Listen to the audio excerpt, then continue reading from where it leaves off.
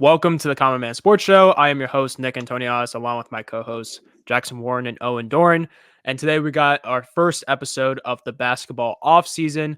It has been a little bit of an interesting offseason, a lot of trades, a lot of signings, and we also got some highlights of the Summer League. But we're going to start off with some offseason signings. So a lot of interesting signings that happened. We had Paul George going to Philly, Kentavious Caldwell-Pope going to Orlando, DeMar DeRozan going to Sacramento. But Jackson, I want to ask you this specific question. Yes, there were some pretty interesting signs, but in overall opinion, what team disappointed you the most this offseason? It has to be the Lakers and Miami. I think those are two big teams. Let me go with the Lakers. They still haven't picked up anybody that will help them out in the long run. I get they put in, what was it? They had 2 draft picks. They could have done something with that, but no, they drafted 2 players. I'm cool with that. But at the end of the day, the goal is to get back to the finals or get back to the playoffs and be contenders. They're still not contenders. I'm like shocked that there has been no trades going to LA. They said rumors, but it's not official. Now, I don't know what the Lakers are gonna do with that. I get LeBron, he'd take a pay cut this year? Is that pay cut? Yes, he did, yeah. Let's put quotes on it. Pay cut. But there's nothing happening still. I am shocked at the least that DeMar DeRozan is a freaking king. I really thought DeRozan would have been a Laker. Mm-hmm. Now, Klay Thompson, no, I knew where that was going to go. But DeRozan, yeah. But having that being said, what's going to happen with the Lakers this year? I still think they're just going to be like maybe last year. They're just going to walk into the playoffs and lose in the first round. They're just going to do it all over again. Their young core, I don't see nothing happening, bro. I don't see nothing happening. So besides that, LeBron James probably, what was it? Is it 2 years he still has there or what? Yeah, 2 more years. 2 more years. Look, the front office has to do something in that 2 years. Get Bronny back in the finals or close to a finals. Because if you don't do one of those two things, I think he's leaving or retiring. And I think if he leaves, he's a bum. And if he retires, okay, we're good with it. If he leaves, he's a bum. He's a bum. I don't care what people say at this point. If he does the Miami thing, oh, you know what? I'm not going to win anymore. I'm just going to go back to Cleveland, back home. I got what I need to know. Let me win over there. And then he tanked ship and went to the Lakers. So if he does the same routine again, he's a bum. But besides that, let me talk about Miami Heat because I really was pissed off because I see rumors going in, Miami culture. I'm on their little, their posts on Instagram giving me rumors. We had DeRozan as rumor. We had Trae Young as rumor, even though I didn't want Trae Young as rumor. We had, who else? I saw people putting KD. I mean, that's a reach. We had Paul George, but it came down to all this summer league, all the summer. Nothing happened. Nothing happened. Pat Riley was just sleeping in his bed, looking at the time, looking at the date. He was just like, no, we got time. We went back to sleep. Homeboy, wake up! I'm sick and tired. I'm sick and tired of losing. And especially when we're coming off a bad season and losing to, Owen's team who won the chip this year. Yeah, blah, blah, blah. But I can't get enough of this. We have Jimmy Butler. And how many times I'm going to say we have Jimmy Butler? We're wasting his potential prime era. We're wasting it. We're freaking wasting it. We don't have nothing to compensate that we're still the same team as 3 years ago. There's nobody that I go, we got a shot. No, they're all old or they suck. It's ridiculous. And I get it. People be like, well, Scary Terry didn't have a good year. He got injured. Bro, that's one person. That is one person. You're telling me, if Terry Rozier is healthy this year, we have a shot. No, we might go to the second round, but we still don't have a shot going back to the finals. At this point, I really want to slap Pat Riley right in his freaking face. I get that he wants to be, the GM. I'm not a GM, but yeah, he wants to be the big boss man. But you got to sit down, look at your cards right, and see which card is leaving. Butler, this is his last year. We don't do nothing. I'm seeing Butler just waving his hand. saying you guys wasted me. I brought your team to 2 finals, 2, count them, 2 finals, carrying the load on his back, and we didn't do nothing. You guys didn't help me out. You guys gave me Kawhi Leonard. Wait, not Kawhi Leonard. My bad. Kyle Lowry. You gave me Kyle Lowry. That would be nice if you got Kawhi. Would have been great. That would be nice. That's what I wanted. But we got that little munchkin as a point guard, and we didn't do nothing. At the end of the day, I'm just going to take my time and not get my hopes up with any rumors coming to Miami until it's a signed deal. So with that being said, I'm a little bit pissed off, but at the same time, it's basketball. It's all about money. I think I'm going to see the last of Jimmy Butler in Miami. I know he wants to stay there, but they're not doing nothing. They're doing nothing to help out the team. And if you're seeing that as a player, it's time for you to go. Not time for you to go, but it's like, you're wasting your time. And he's not going to get the max contract that he needs. He wants it. To me, as a fan, last season, I was like, yo, you don't really need that max contract, buddy. You haven't played, like, the majority of the games. But you want this max contract all of a sudden. I get it. I get it where he's thinking that, like, I brought this team to how many finals? 2 finals. But nothing happened. But it was off of my back. I get that. But the next season, you should be playing the same freaking way. You weren't playing like that. You just thought, oh, that's a team. That's the Wolves. I'm just gonna sit out. Oh, Jack, I'm just gonna sit out. Oh, that's Boston. You know what? I'm just gonna say that I'm injured and I'm just gonna be at courtside just watching the team get destroyed. I'm sick and tired of it. I don't need that as a player. I get Jimmy is amazing, but I don't need that as a player. Owen, you could take the question. Yeah, I mean, I got to agree with what Jackson said. Overall, with the Lakers and Heat being the biggest losers, they're 2 of the biggest losers. One thing I disagree with, though, is you said you were shocked the Lakers weren't making any big moves. And I got to say, I'm not too surprised. I can't remember exactly who it was, but I think it might have been Brandon Jennings on Gilbert Arenas' show. He was kind of talking about why would anyone want to go to LA? We've seen since 2020, since they won the championship, they've had to turn over their roster multiple times. And the only people who are getting blamed are the ones who are departing every single year. So I think people are starting to kind of catch on to this idea that, you're going to be scapegoated. If you go to LA and you don't win a championship, you are going to be scapegoated and you're going to be out of a contract and you're going to be a free agent. So I think guys are kind of noticing that and they don't want to be dealing with that. They don't want to engage in that business. They don't want to deal with LeBron. They don't want to deal with Rich Paul. They just don't want to kind of handle the pressure that comes with being a Laker and being one of LeBron's teammates. So I can't say I'm that surprised that guys like Klay Thompson, DeMar DeRozan, Paul George, they took a different route and went somewhere else. But they are definitely 2 of the biggest losers. A team that lost in the first round back-to-back years, going back into the season, just running it back basically. Just same roster, same team, new head coach. That's the big difference. So I think, they're going to see more or less the same. LeBron is only getting older, and he can't lift up the team the same way he could when he was with the Cavs and with the Heat. I think they had a good draft and they brought in Dalton Connect. The Bronny pick, it's whatever. He's not going to be impactful. You can call it a waste of a pick. Probably would have been wasted anyway. Can you just say that a little louder to the people in the back, thinking that Bronny's going to all of a sudden just be amazing? Nah, I mean, we'll probably get to Bronny, but yeah, I mean, Dalton Connect was a serious pick. He can add to the team. He's a good young player. He's been playing pretty well in the summer league. But overall, I mean, they've made 0 improvements. So I can't see why they think anything will change in the West, which is a lot of young teams. The Thunder are only going to get better. They were the 1 seed, and they're still incredibly young. So they're going to improve. And they just signed Hartenstein. The Wolves, incredibly young team who are going to keep improving. Same with the Mavs. So I think the Lakers are kind of just in quicksand right now, kind of just stuck in one spot. They can't improve. They can't make any trades because their assets like Gabe Vincent, D'Lo, their value's diminishing with every day. But as a Celtics fan, it's enjoyable to watch.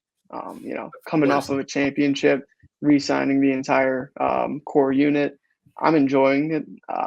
LeBron James haunted me for my early days as a fan, so I can't say I'm mad that I have to watch the Lakers just lose and kind of suck. I think it's great. same goes for the Heat. Don't like the Heat. Enjoying their downfall.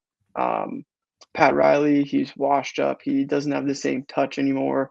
I saw that they were looking at Lauri Markkanen, but just can't see him and Danny Ainge ever agreeing to a deal together. They're both just too hard-headed. It would be So nice. for those, it would be nice, but I think those two great. teams, it's just going to be hard to see those two teams make a deal.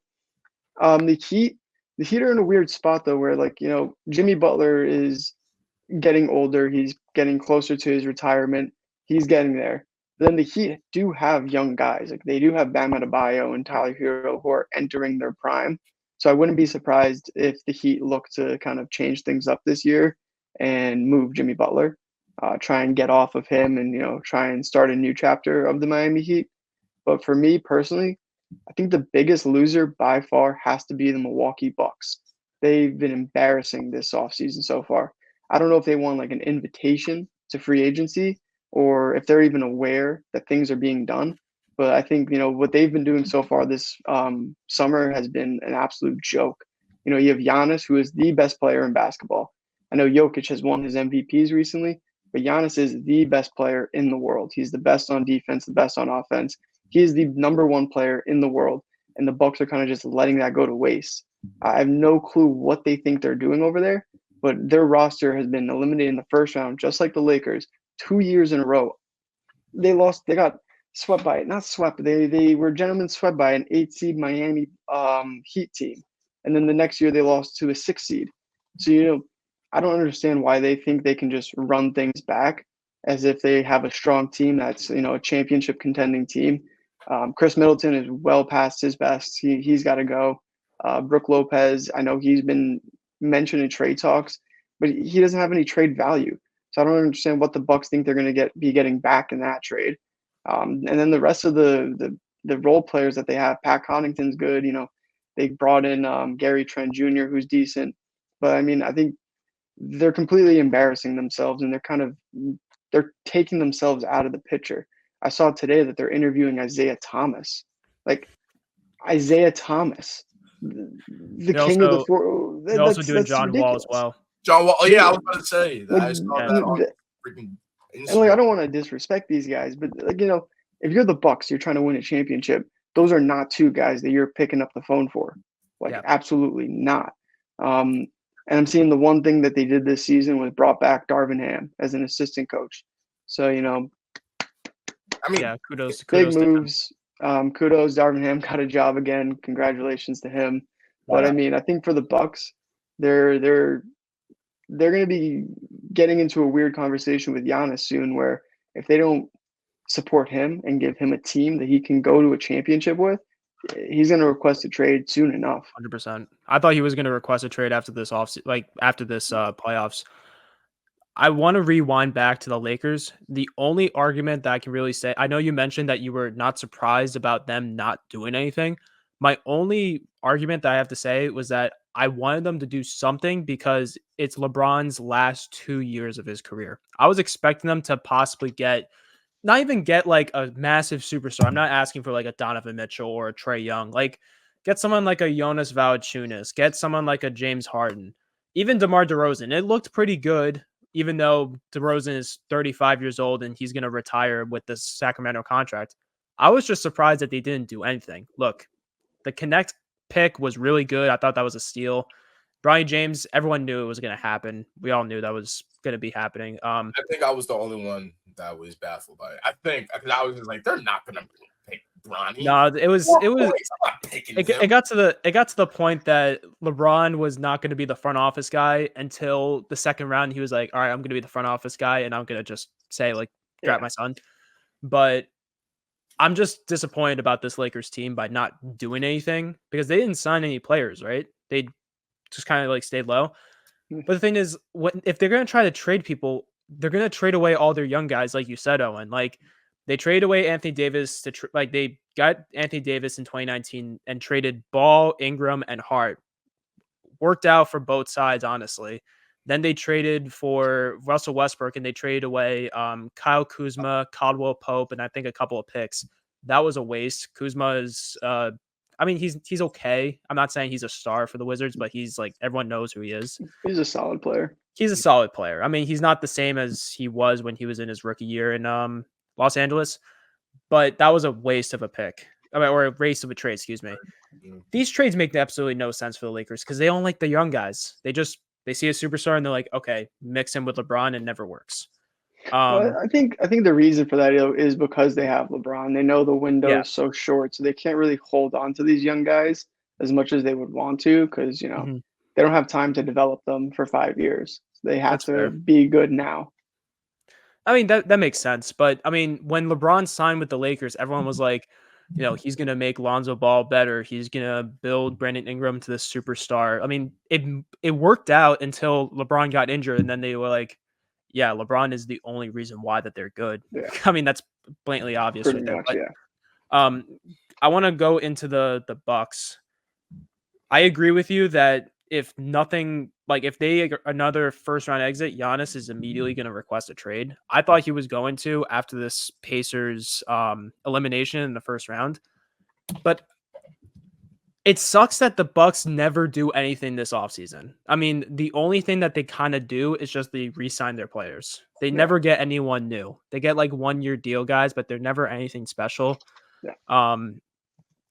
But they have to try the Dame and Giannis situation again because you can't just trade and get Dame Lillard and then be like, okay, that was a failure. Let's just crush everything. But like, you have Dame Lillard, you have Giannis, who's one of the best players in the NBA. You got to go for it again. You got to find a way to make it work. And if it doesn't, then that's when you can just say, all right, let's just crush everything and just get rid of Giannis, get rid of Dame, and just start from the ground up and just be like a below the barrel team. So that's embarrassing for the Milwaukee Bucks, a team I that think is always in the conversation in the playoffs, but they just fall I apart. think exactly though they're pushing themselves out of that conversation. I mean, I don't think Giannis wants to leave. Like he's won a championship with the Bucks. He's been there since the start of his career. Guys want to do that, like that storybook or that storytell, just like career of playing one place your entire career and winning championships. Giannis wants that, but I think it comes to a point where if the team isn't going to be adding guys every summer, and it doesn't, they never really make big swings. The biggest swing, that was just it. And Dame was, and they took a miss swing on that by moving Holiday in that trade. Because you never see guys like you never see star players get moved in deals like that. James Harden, the Rockets lost that trade. It happens every time. I don't really know why they got pressured into moving Drew Holiday there. But it comes to a point where I don't think Giannis is going to see the vision that the Bucks see, and I don't know if the Bucks even have a vision. They're unwilling to spend, and if you're unwilling to spend in this modern NBA, you're just not going to win. Exactly. I mean, I don't know if you guys remember the show that we did with Keith. He mainly said that European players, they like to stay with their teams. They don't like to travel around. They want to stay low. I mean, you saw with, there's some legends out there like Dirk Nowitzki. He stayed his whole entire career with the Mavs, decided to take less money to stay with Dallas. Giannis, every single time there's rumors that he's going to get traded, he's going to leave Milwaukee, he signs this massive extension to stay with Milwaukee for another 4 or 5 years. He wants to stay. He wants to win a championship with this Milwaukee Bucks team. He already has one, but he wants to stay with Milwaukee. I mean, they're the team that drafted him, but I think they're failing him, which sucks to say. I mean, I love Giannis, obviously, as a fellow Greek. I love him, but like it's frustrating to see for sure. Especially with all these teams in the East that are improving. Like I know we haven't really talked about the winners of the offseason so far yet, but I'm sure we will. You have the Knicks, the Sixers, and the Magic, who have all made big moves so far this summer, and have all, in my opinion, have all leaped the Bucks. Like they're all personally going into the season, I have them above them in my predictions. But go ahead, Jackson. You have the 76ers being the Bucks? Yeah. All right. I mean, you got to look at their core. Like, even their role players, I would even say the role players that the Sixers have are slightly better. I mean, they brought in Caleb Martin. They brought back Kelly Oubre. They signed obviously they got Jared McCain in the draft. I totally forgot they signed Kelly Oubre. So they got a few guys on the roster. I mean, the Bucks just keep losing people and they don't bring anyone in. I mean, they Yeah. brought in Gary Trent, which I think was a good signing for them. I think he's a good player, but I just don't think that being the only move they've made is very convincing that they're going to be serious this year. They need to be more It's depth with it's the depth. same thing for every single year for them. They always say like, "Oh, like we're gonna get new players," but then they re-sign Portis, they re-sign Lopez. Mhm. I think they signed Wesley Matthews and Jake Crowder to 2-year deals as well. Previous years, they get players that are like way past their primes, or they just don't fit in that situation for Milwaukee. I mean, it's such a weird thing that Yeah. Milwaukee does that just doesn't work for them. Another thing with them, maybe they're just kind of telling themselves if we were healthy this year, it would have been different. I know both No, years they've had some issues with injuries, but I don't know how much you can tell yourself that if you're only winning one game in the series. Well, Like, I do sure, have. without Giannis, you should still be putting up somewhat of a fight. Oh, you're talking about Milwaukee. I thought you were talking about Yeah. Philadelphia. My bad. Oh no. I'm just saying, like with sure the Bucks have had some injuries in the years past, but I don't think it's a complete excuse for why they should just be running it back Yeah. with the same exact roster. I still think without Giannis in those games, you still saw some like glaring issues with their team that they would have to address. Right. Um, I guess we could just start talking about the winners in Yeah. this offseason. I mean, there's been incredible signings that happen across the board that we can talk about all day, but since that we're talking about the winners right now, Owen, what is one winner in your eyes that was like an easy Yeah. pick for you? For me, it's easy. It has to be the Thunder. They were the 1 seed this year, one of the best teams in the league on both ends of the court. They have great young talent with SGA, Jalen Williams, Lou Dort. They started the summer by making a massive trade for Alex Caruso, giving up basically nothing. I couldn't believe that trade happened. They got Alex Caruso for Josh Giddey straight up. That's Yeah. it. They didn't have to give up any of their picks. Didn't have to give up any extra players. Nothing. Just Josh Giddey for Caruso. Perfect trade. And then they they got just rid made of it even better. that's what they did. They got nothing. Well, Yeah, at least Giddy's gonna start in Chicago, a team that's in the rebuild. So I mean it's good for him, but yeah, it was a win on yeah. I under just think 5 million. he's a weird player where he doesn't really excel at anything particularly, but he's decent at enough things where he can be a good role player. He just was He's doing extremely well with inconsistent. he's doing well with Australia right now. Yeah, He's playing pretty solid for them. But I yeah, mean he's a decent player.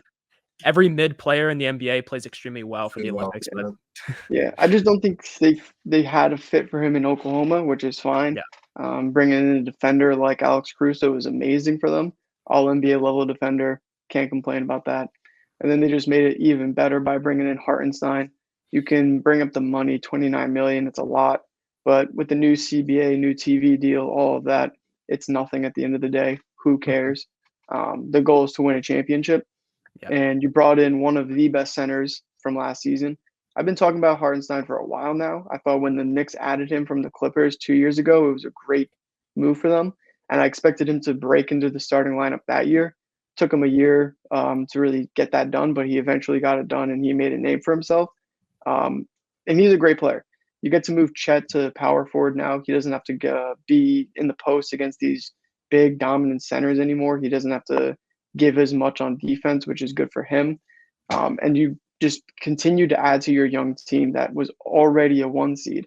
Like, I think people have to remember that they were the best team in the West last year, and they just improved while the Nuggets got worse. The Timberwolves didn't improve or get worse, but they stayed the same. And they're kind of just putting themselves way ahead of the West. yeah. I agree with that. Jackson. I don't want to shout this team out because I do hate them with my heart, but it has to be the Knicks. It has to be the Nova squad. I'm happy with what they did. Look, hey, look.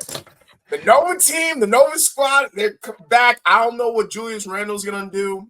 That's the one thing. He's just going to show up in the regular season, playoff season. I don't know what he's going to do. But I'm feeling the Knicks, baby. I really think that it's going, and I'm putting it out because it's on record. It's on record, so everybody shut up when I say this. It's going to be, I hope and pray, Eastern Conference Finals, Knicks versus Boston. Give me a good game 7. I want my popcorn ready. I want my popcorn ready because it's gonna be amazing. Back and forth. I want to see a little bloodshed, not bloodshed, but talking trash. I want that Boston Knicks match up so badly. When the Knicks got Mikal Bridges, I think I was in the studio in WRHU and I was going crazy. I was like, no effing way did they just get homeboy from Brooklyn. I thought Brooklyn would have, gave a little fight, gave a little something. No, you're not getting Mikal. We want somebody better than Mikal. Somebody better. They don't have nothing better than Mikal, but they got him. I mean, there's more things to it. I mean, Hartenstein, I wanted him to stay with the Knicks. I don't think Mitchell Robinson is better than Hartenstein, but regardless, I really feel like the Knicks I get it because we keep on saying running back with injuries.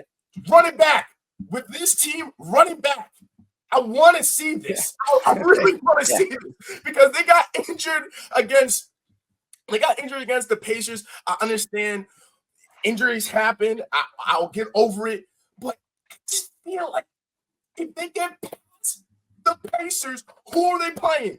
They're playing Boston. I want to see it, baby. I want to see the Knicks go after it, and if they get past, which Owen, if they get past, I really don't think so. But if they get past, holy F, they made one change and they get past and they go to the finals. Now you can shake your head, Owen.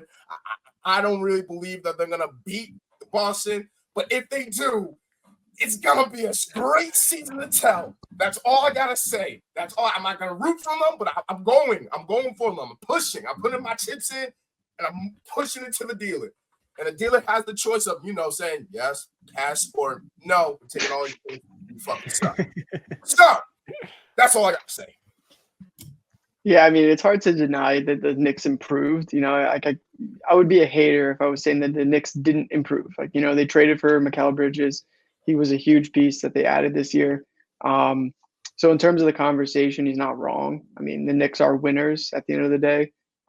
They lost Hartenstein, which, came down to a money thing, but they obviously prioritized bringing back OG Anunoby, trading for Bridges. It's clear that they kind of want a roster that they think can defend the Celtics. Can they? Probably not, but that's obviously the look that they're going for. Just give me tight games and anything. Don't give me like, Boston's beating you by 15 and they're just chilling on the bench. No, motherfucker. That's a different, like a good close 3-point lead, 2-point lead, maybe 1-point lead. I don't know. I just want to see this.